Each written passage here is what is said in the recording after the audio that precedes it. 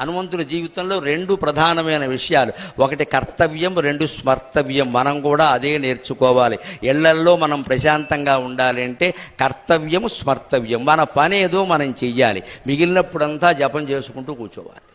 ఎక్కడో అక్కడ జపం చేసుకుంటూ కూర్చోవడం, ఇంట్లోనే ఒక మూల ప్రశాంతంగా, అన్నిట్లోనూ వేలెట్టి కెలక్కూడదు. మనకు అవసరమైన విషయాలే మాట్లాడు. ఇంట్లో వాళ్ళు మాట్లాడుకుంటున్నా సరే మనకు అవసరం లేనిది మనకి ఎందుకు వచ్చింది, అలా సిద్ధపడాలి జీవితానికి. కానీ ఇలా వదిలేశారు అలా వదిలేశారు అనకూడదు. హనుమంతుడు అలాగే వదిలేసేవాడు, అంత సముద్రము దాటాడు, ఏ సన్మానము కోరుకోలే. ఈయన ఆలింగనం చేసుకున్నాడు, ఆనందించి వెళ్ళిపోయాడు. మళ్ళీ ఎప్పుడు ఏ పని చేయమంటే అప్పుడు అలాగే మనం కూడా జీవితంలో కర్తవ్యం చెప్పినప్పుడు కర్తవ్యంగానే చెయ్యాలి.